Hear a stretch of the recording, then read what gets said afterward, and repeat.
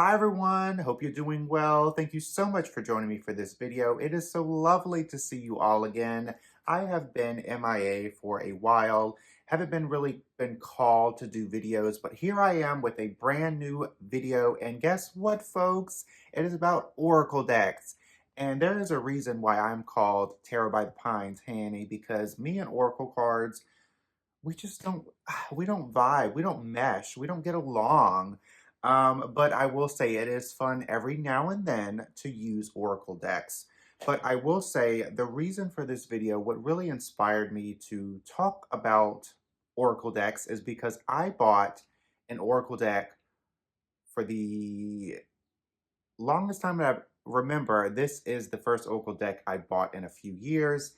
And folks, it is called the Spirit Animals Journey into the Wild. Sorry, I have to read it.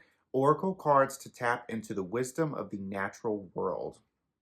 This is a, I guess, mass market deck. I saw this, I saw the artwork, and I was like, ooh, I want this. So before I get into that, I'm going to show some of the Oracle decks that I have already in my collection and just kind of talk about Oracle cards in general and how they feel or how I see them. Yes. Before we get into the, I guess, darker Oracle decks, let's get into the light and fluffy ones because I feel like Oracle cards, they're so damn fluffy, folks. They are just so upbeat and bright, depending on what deck you get. So let's go ahead and get with the first one. This deck is called Crazy Sexy Love Notes. And this is a Hay House deck. This is a deck that you want to pull when you're feeling uh, lazy, but also you want an upbeat message. So I'm just going to get a quick little shuffle here. Enjoy the background of the summer vibes. The first card I pulled was Elevate Your Energy. And on the back of the card, it has basically the guidebook.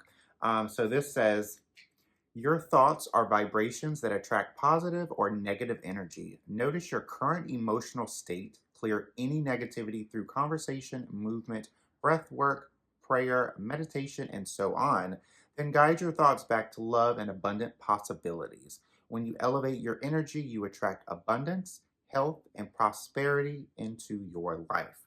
So this is a deck that if you're feeling like you don't want to pick up a guidebook because um, a lot of times Oracle cards, you really have to dive into your intuition. And that is something I don't really have a good sense of. So that's why I kind of stick to tarot cards because they have a specific structure. And as you know, folks, Oracle cards are free range. They are roaming around the farm. They can do all of this without much discipline and structure because tarot cards, they have a specific structure, and Oracle cards, they have a wide variety of freedom for the creators.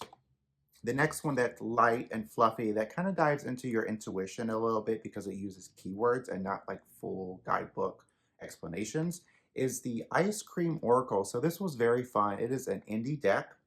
And guess what, folks? It is all about ice cream. So it's going to have the ice cream on the front with what kind of ice cream it is, and then the keywords. So for the chocolate, it is called, the keywords are purpose, depth, and roots. Now, there is a PDF guidebook that comes with the deck that you can download, which is really nice. So this one is blueberry, peace, meditation, and acceptance. I'm not going to show all the cards. Lemon, which is one of my favorites. Clean, detoxify, and release. Folks, this is a card that we need every single day of our lives. And these are the back of the cards. Very cute. Reminds me of strawberry ice cream. The Ice Cream Oracle creator also did the Wicked Egg Oracle, which is one of my favorites. That's very tongue-in-cheek, but it also has like a tarot flair that I really, really like. Here are the backs. Love it. It is an egg Easter themed deck. So one of them, it says fried, too exhausted to fully function. That's me without coffee. Let's see. Dinosaur, all about the past. Movie prize, enjoy the entertainment. So this is like one of those vending machine eggs that you get. I don't know if they still do them. Back in my day, they had those. Nest, saving for the future. Have hard boiled. Toughening up after time and hot water. And then we have thrown at house. A troll lurks or strikes. Like I said, this is very tongue-in-cheek, but it does have some of that tarot flair that I really enjoy. The next Oracle deck is a deck that some of you tarot tubers have seen, and I keep it in this little pouch here, which I get this little bag from Lisa Papez. Her wife, Peggy, creates these awesome tarot bags and cloths. I'm sure everyone knows them. This is by Julie over at Peekaboo Rose. These are called Cup of Contemplation cards, which this is a good deck to pull when you are having a cup of joe, some tea, things of that nature. They're very self-reflective. So this is one of my favorites. It is what if I realized it wasn't my problem? And on the cup it says, peace out, bitches. So they are very self-reflective. How do I let go? And each cup is going to have a different image, and I believe from my understanding the steam coming from the cup is going to be all different. So it's the littlest details in this deck that makes it really pop. What am I overthinking? And it has an image of a brain and has that turn on off switch. Yes, honey, come on. Love it. Let's dive into something more pop culture. So this is, of course, I had to get this, the Britney Spears Oracle. This deck is, here are the backs. If you are not a Britney fan, I don't think you'll get it, obviously. So each image is going to have an image of Britney, the queen herself, or it's going to have an image of something that she does in her free time. So we have the art here. So let's go here. This is called the Rebel. And let's see, Princess of Pop, the Badass, and the Artiste. Let's see if I can get more art. Or the Little Star. So this is back from her Mickey Mouse days. Mouseketeer. Yikes. The Halftime Superstar. So what I like about this deck is the guidebook. It's like a little white pamphlet book. Full color. Love this. So it is written by a person who I guess is a fan of Britney, which I really appreciate. This is definitely a fan deck. So it goes into a little history or a little brief description of the outfit, and then it dives into what exactly that outfit or that image correlates to divination purposes and to Britney. So this one, this is the Space Princess. So can you blame the astronaut in the Oops, I Did It Again video for venturing into the depths of the sea to bring Britney the heart of the ocean? The Oops video and accompanying album saw Britney doing things to the next level. Bigger videos, bigger dance breaks, and bigger pop domination. In her red catsuit, Space Britney shows us exactly why she became such a superstar. You can't take your eyes off of her, as she executes every move flawlessly and captivates the entire space station. The Space Princess is a symbol of confidence and empowerment. The sky or the stars is the limit for you. It's a really well done deck. This person has done their herstory, which I really appreciate. So going into more animal themed decks.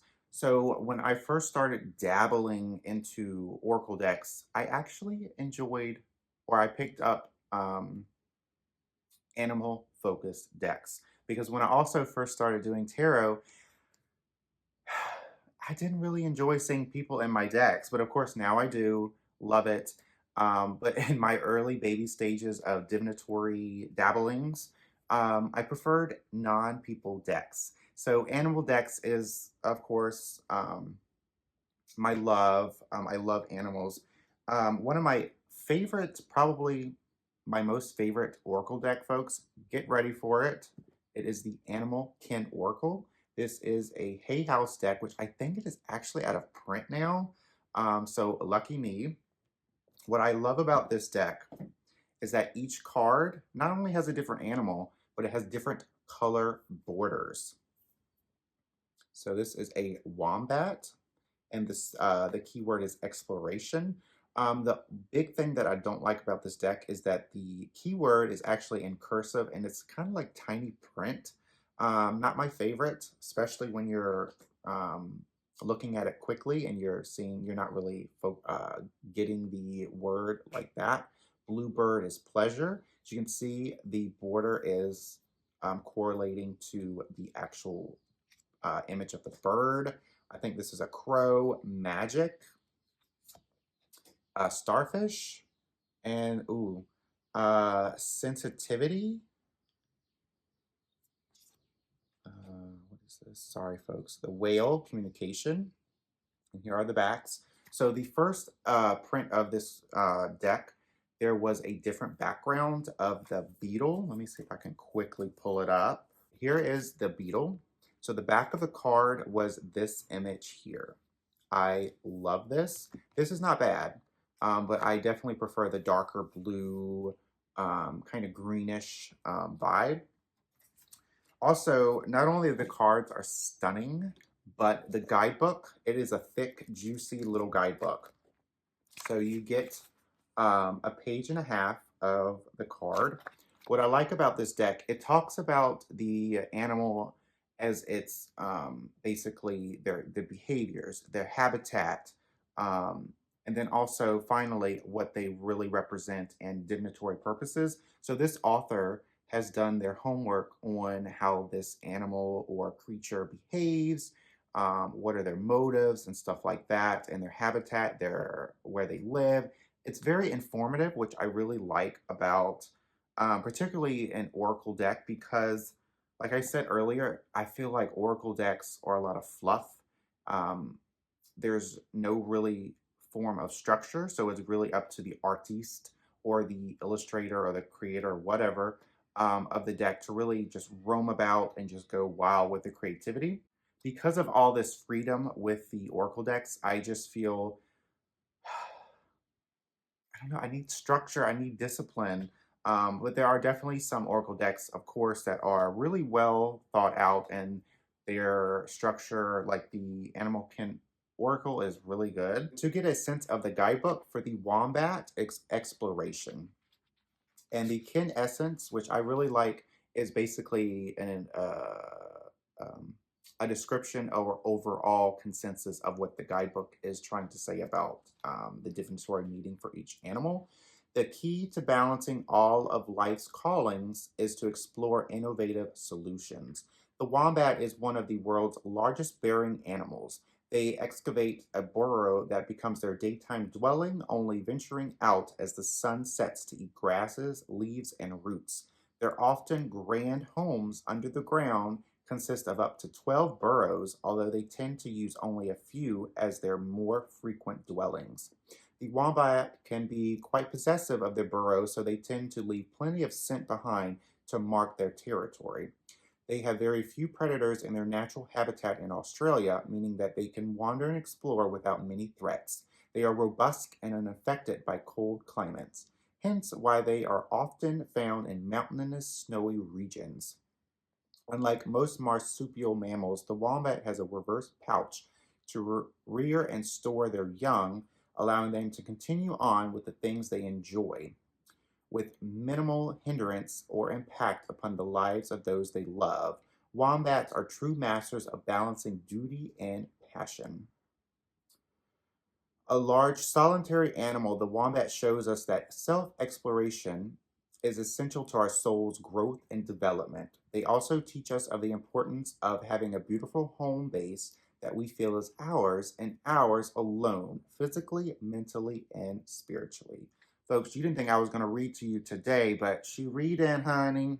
So, speaking of animals, let's dive into the, of course, the sister of the Blair Witch Project, the Wild Unknown Tarot. We have the Wild Unknown Animal Spirit deck and guidebook.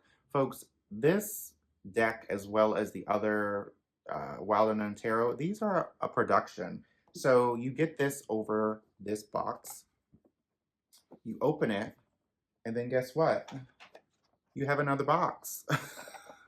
Like, this is crazy, but I really like keeping my decks in their boxes, but this is a little excessive.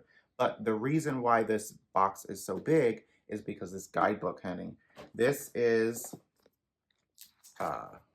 you get a page of the card and then I guess like a page of the meaning of the card. So before we get into the guidebook, so we pull it open like this. If you are a fan of the Wild Unknown Tarot, which I'm not, you would actually enjoy this. I don't know why I got this, folks. So we have a very identical vibe from the tarot into the animal spirit. So it has all these different types of animals, and there's a reason why there's different objects on the top here. I can't remember what they are in reference to.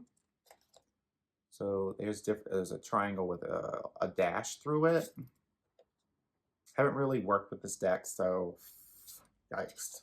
But I feel like I should mention this since the Wild Unknown Tarot was actually my first tarot deck because it reminded me of the Blair Witch Project, and I could not get into it. It is a deck that's very advanced, and even as a reader of tarot that's been doing it since 2019, I still can't read with it, folks.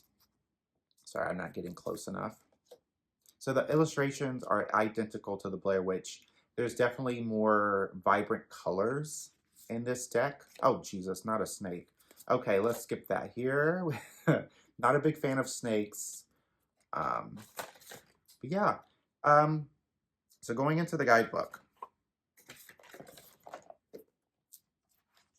So you have a full page of the image here, and then it talks about, well, let's just read it. So this one is the buffalo.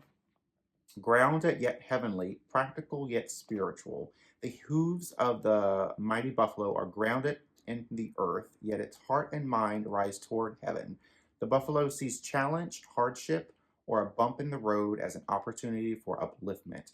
Therefore, the buffalo does not fear death, illness, or misfortune. Its gentle eyes look to the road ahead, trusting every turn. May we all experience this elusive yet life-changing bliss from time to time. And may we allow this card to remind us that life is a precious gift. So it also has in the bottom here, when in balance, when not in balance, what to do when to get in balance. I thought this was really cute. When in balance, trusting pure presence. So it's kind of like those keywords that you have to really use your intuition. When out of balance, restless, lacks gratitude. Yikes. To bring into balance, prayer and Bahati. I don't know if y'all can see that. Bahati? Don't know what that is. Probably one of my all-time favorite Oracle decks with the Animal Kin Oracle is the Halloween Oracle. This is a Blue Angel deck, I believe. Mass market, easily picked up. This is a deck that's very interesting because the theme is Halloween, but the way that the guidebook talks about the divinatory meanings of these cards, I feel like you can use it throughout the year. But of course, with the images being very Halloween-y, it's weird using it in the summer. It's best to use during the Halloween season. So here we go. Oh, here are the backs. I love these little backs. It is definitely glossy, folks. Definitely glossy. So the witch, the earthly weaver of the worlds. Dawn, the light after the darkness. This is a deck that you could use your intuition on to go off on the cards, but I will say that the guidebook, even though it's very lacking, it is essential to this deck, and it's really interesting to read. Spider, community and weave web weaving. One of the few things that I don't like about this deck is that it uses a lot of skulls and it's basically like copy and paste. So that's not really my jish, not my jam. I really don't like when creators do that. So for this one, the Underworld, where all things pause and begin again. Have another skull here, another skull. It just gets repetitive, you know? But for the guidebook, like I said, you could still use your intuition with these cards and go off of the key sentence. But the guidebook, even though it's very lacking, it talks about the history of Halloween and the image on that card. And then maybe for like the final paragraph, it gives the divinatory meaning, which I'm like, okay, come on. So this is a guidebook that I've written in. So basically get like where the divinatory meaning is. So it's definitely at the bottom here. So it's definitely a deck I'm going to keep because it is, although it's very lacking in the guidebook and some of the repetitive cards, it's really a good Oracle deck, and it's a great themed Oracle deck. Folks, you have waited long enough, so let's get into the main reason why I have done this video for the spirit animals. This is a mass market deck, so you can easily pick it up. I actually got it from Amazon for like $20 when it retailed for like $60. I will say it is legit. Some decks on Amazon, when they're like really low price and you're thinking, huh, that's really low, this is legit, so that's awesome. The holographic edges are really nice. I will say the edges are sharp, so if you don't like cards that like that, then this might not be for you. The images itself is AI. So it just has the animal on it. But the guidebook, oh, essential. But I will say one of the fascinating things, and I'm sure it's not the first deck to do it, maybe I'm wrong, but if you, let's say you get a card here, you flip it over, get your little phone out because we know you're on your phone, you scan this QR code, and guess what, folks? It actually goes to a more detailed, comprehensive, in-depth meaning of this card, and it goes straight to the publisher's or the creator's website, and it's really, really cool. It's very in-depth, and it also even has a YouTube video that you can watch if you don't want to read all of it. It basically reads it to you, so it's like having an audiobook and a guidebook all in one. So I really find that really, really fascinating. I'll show you some of more of the cards. Beautiful artwork. It's stunning, even though it is not AI. It's I guess computer generated. It's really beautiful. And it's 96 cards. So you're getting 96 animals. Holy smokes, folks. It is a lot. The guidebook here, she is thick and juicy, and it also has holographic edges. And it also has the QR code that on from the back of the card, you can just scan it here as well. But for here, it basically gives you the abbreviated version of what's on the website. So if you don't want to read or listen to all of those, it's pretty much like an essay, folks. It's really long. So let's say, what is this? The fox. So we have learn to discern the truth. With its cunning nature, the fox represents adaptability and intelligence. Its medicine encourages us to seek clever solutions to life's challenges, harness our resourcefulness, and develop the ability to discern deception while discovering an authentic path. And then it says here, scan to explore the full meaning, which the website, it goes into not only their behaviors, their habitat, but also if you study or if you're really into like animal medicine, not something I'm very familiar with, but the website does have that, and it's like really, really comprehensive. So even if you don't have this guidebook or this deck, I feel like you could just visit the website because it is available there in public roamage. So you could see it for yourself and see if this guidebook or this deck is for you.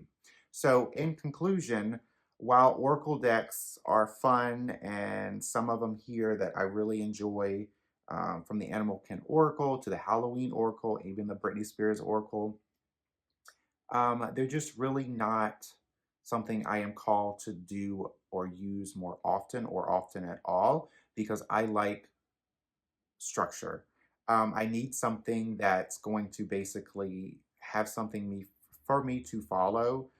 Even though it's really weird saying that out loud, uh, tarot is just my jam. Like I can just pull a card, know what it is automatically because I've studied it or I've worked with tarot longer.